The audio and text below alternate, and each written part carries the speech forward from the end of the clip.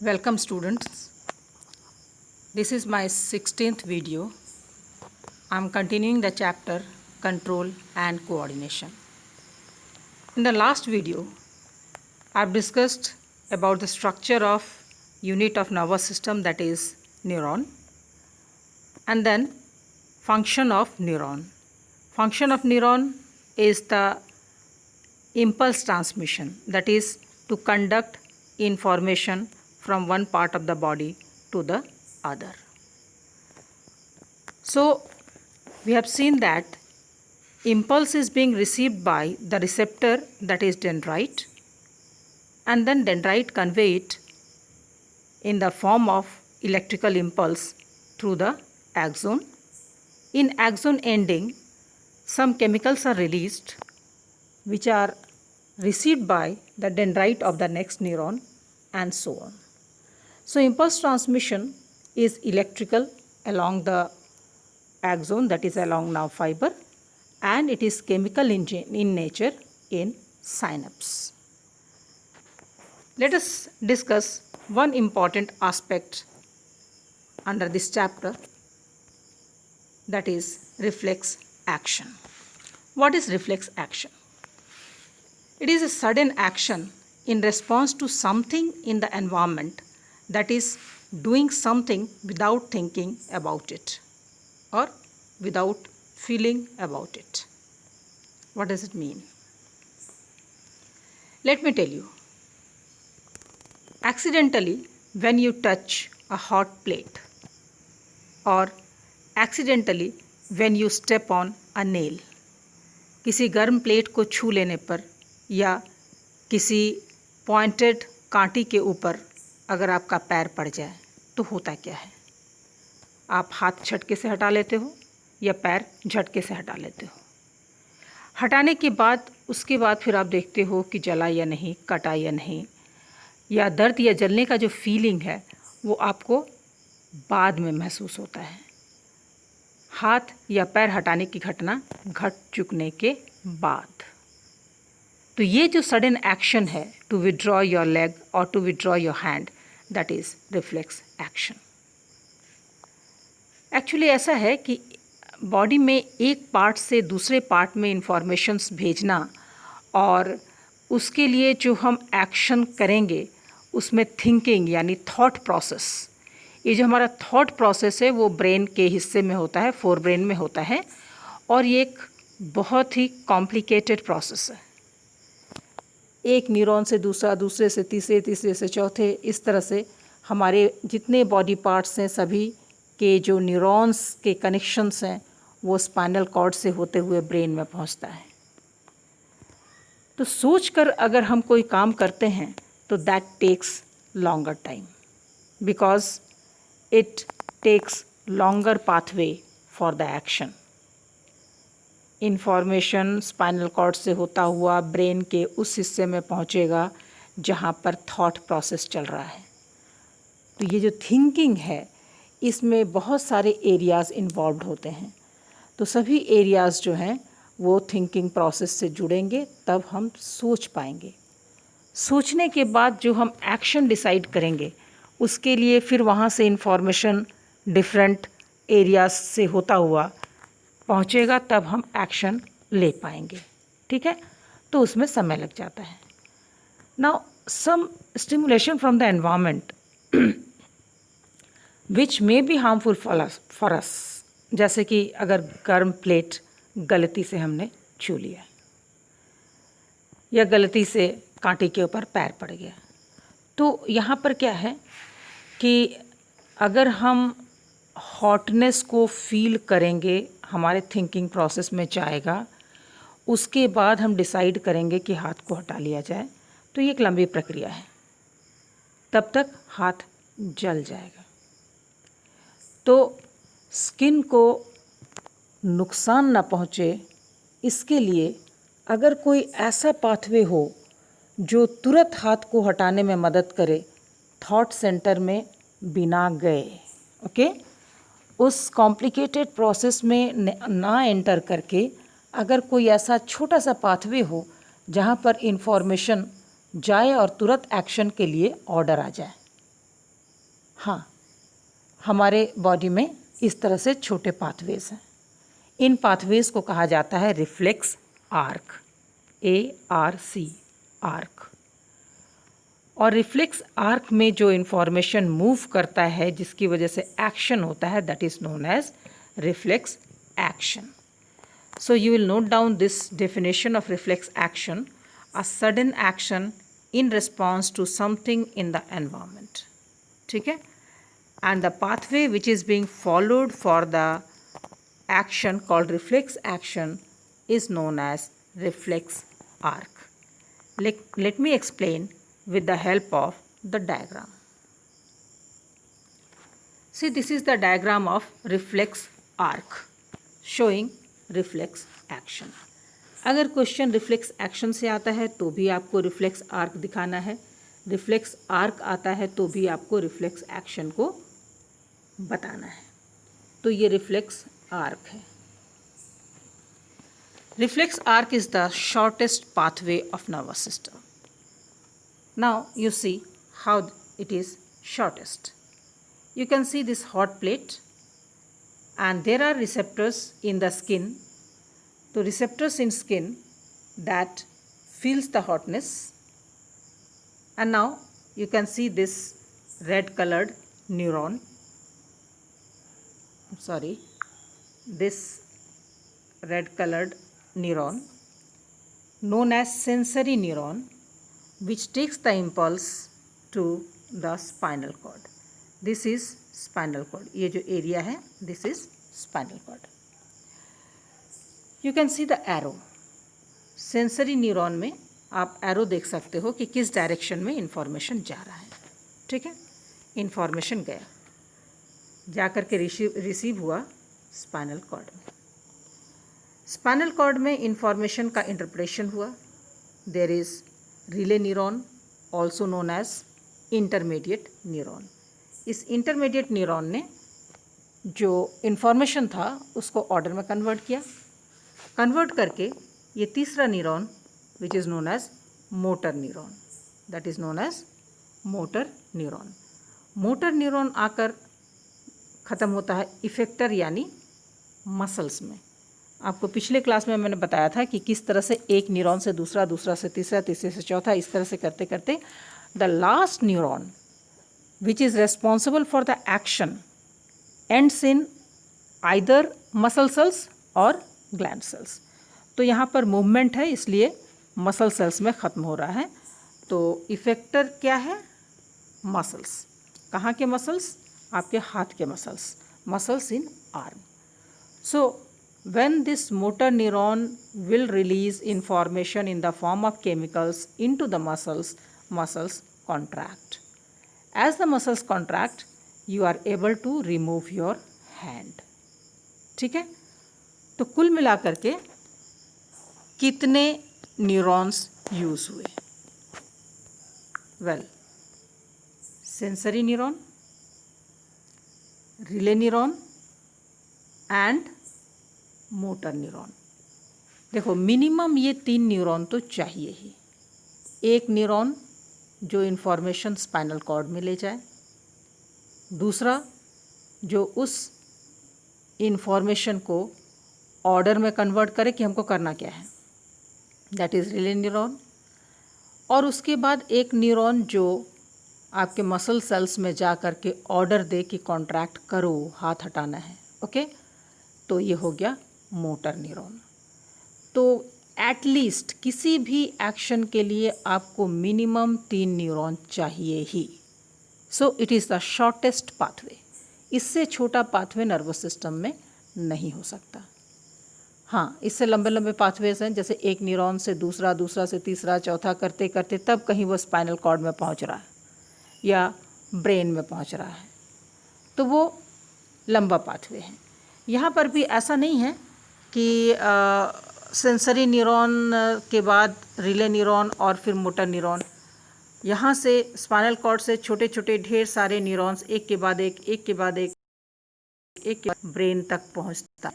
It reaches in brain in the thought process, in the thought thinking centre.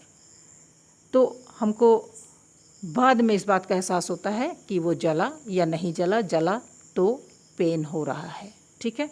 ये pen की feeling या जलने की फीलिंग ये ब्रेन में पहुंचेगा, लेकिन चूंकि वो न्यूरॉन से न्यूरॉन होता हुआ जाएगा तो वो टाइम लगेगा।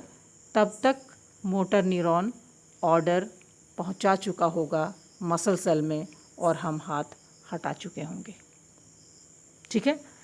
सो reflex action is the action which is performed suddenly and that usually happens in response to some external stimulus which may cause harm to the body.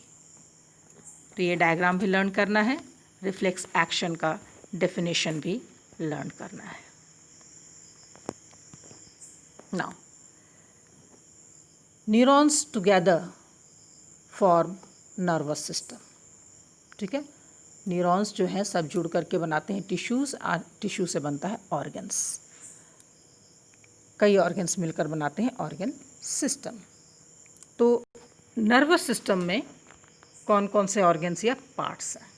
So let us see parts of nervous system.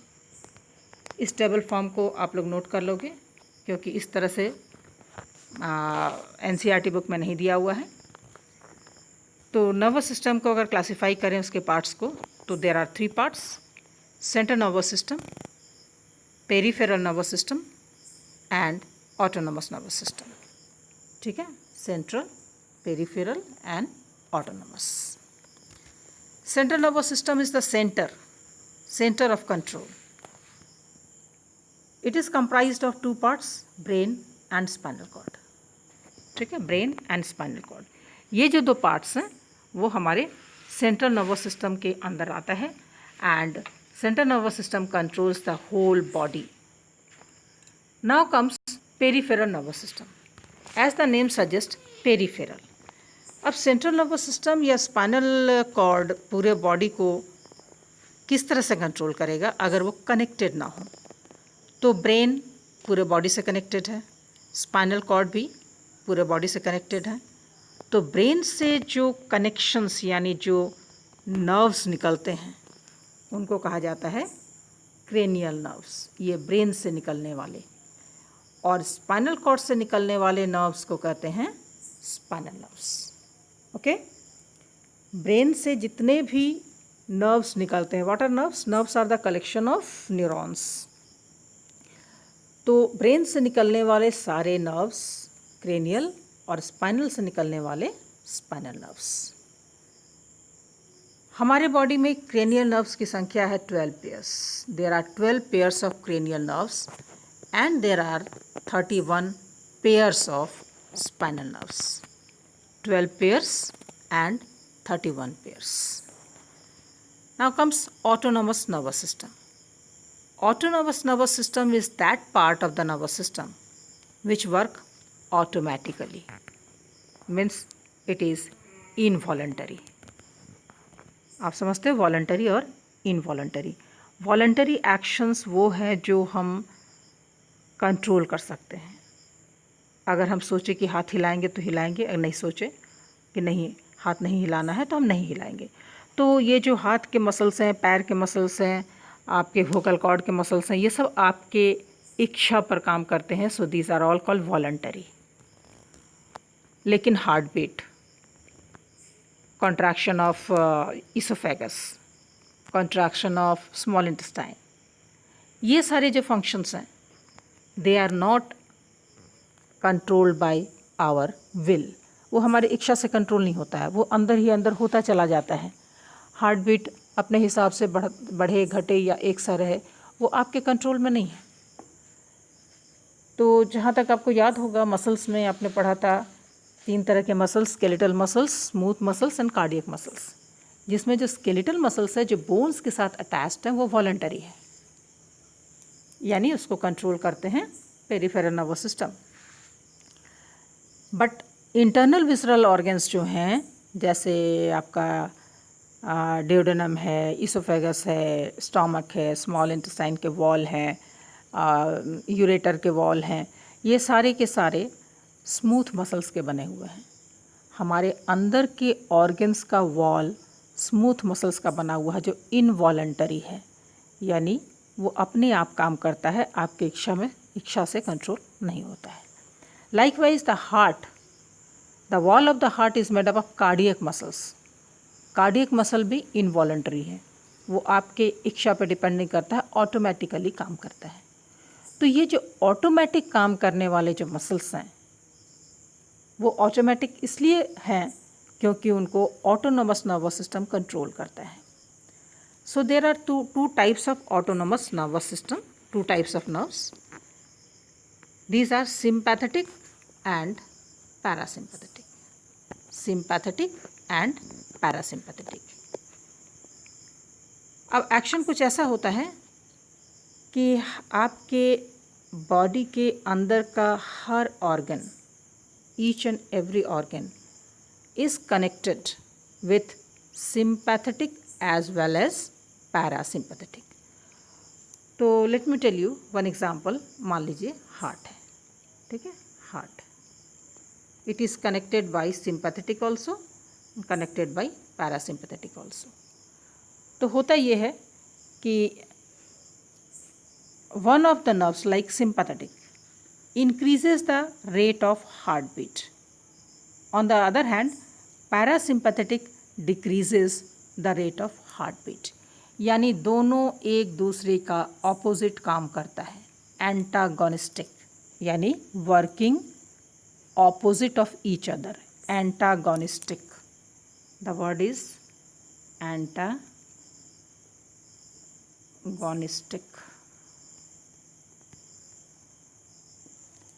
So they are anti of each other. तो automatically क्या होता है, sympathetic and parasympathetic together brings about a balance. अगर कभी sympathetic का action ज़्यादा हो गया तो रेट ऑफ हार्ट बीट ज़्यादा हो जाएगा, तुरंत पैरासिम्पैथेटिक एक्टिव हो जाएगा, वो रेट ऑफ हार्ट बीट को डिक्रीज़ करेगा. ज़्यादा डिक्रीज़ हो गया तो सिंपैथेटिक एक्टिव हो जाएगा. तो इस तरह से दोनों मिलकर इंटरनल बॉडी ऑर्गन्स को हमेशा एक बैलेंस में रखते हैं. तो इस तरह से नर्वस सिस्टम काम करता है. तो as per your syllabus you have to study brain in some detail. Likewise, spinal cord. So let us discuss. This is the structure, internal structure of brain. As you know, brain is the most important organ, therefore it is well protected. You all know brain is present inside the skull, which is also known as cranium. So skull is the toughest bone which protects the brain, making a box. Skull जो है एक box की तरह है, उसके अंदर brain जो है चूँकि बहुत इंपॉर्टेंट है इसलिए उसका प्रोटेक्शन भी बहुत ज़रूरी है. So this hard skull protects the soft brain.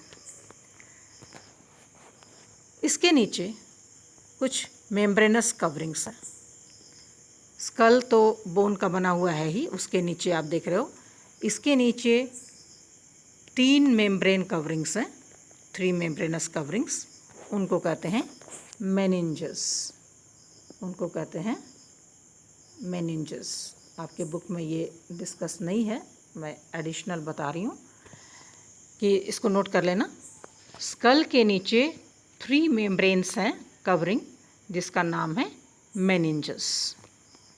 तो इस तरह से मेम्ब्रेन्स हैं, एक के बाद एक, टोटल 3 है, जिसमें से एक तो बोन के साथ अटैच होता है, ठीक है. तो इस तरह से इनके बीच में जो गैप होता है, that gap is filled with fluid. तो किसी भी तरह की चोट लगती है तो पहले तो स्कल बेयर करता है, उसके बाद ये जो फ्लूइड है वो उस चोट को एब्जॉर्ब कर लेता है. It absorbs external shocks and protects the brain. अब उसके अंदर ये ब्रेन है. This brain is divided into 3 parts: forebrain, midbrain and hindbrain. forebrain यानी अगला, midbrain यानी बीच का, hindbrain यानी पिछला. forebrain is the largest. forebrain is the largest. You can see the whole part. This much part is forebrain. ये side view है. There are 2 cerebral hemispheres. ये जो पूरा हिस्सा है, the whole part is called cerebral hemispheres. Cerebral hemispheres या cerebrum. Besides cerebrum, there is hypothalamus. Pituitary gland is hanging below the hypothalamus. It is the part of hormonal system. Okay, तो main हो गया ये यहाँ से यहाँ तक, जिसको सेरिब्रल हेमिस्फीयर कहते हैं. Mid brain. Mid brain is to connect the forebrain and hindbrain. And last one is the hindbrain. It is made up of 3 parts: pons, medulla, and this structure known as cerebellum. Not cerebrum, cerebellum. This medulla oblongata extends as spinal cord. medulla oblongata जो है वही आगे बढ़ करके spinal cord बनाता है. So there are 3 parts of brain: forebrain, midbrain and hindbrain. Hypothalamus is a part of forebrain, and in next class we'll be studying the function of different parts of the brain. ठीक है, आज के लिए इतना ही. कुछ notes दे रही हूँ, वो आप नोट कर लेना. और स्पाइनल कॉर्ड से जो सेंसरी और मोटर जो रिफ्लेक्स एक्शन है उसको ज़रूर लर्न करना. That is most important part of this chapter. What is reflex action और व्हाट इज़ रिफ्लेक्स आर्क.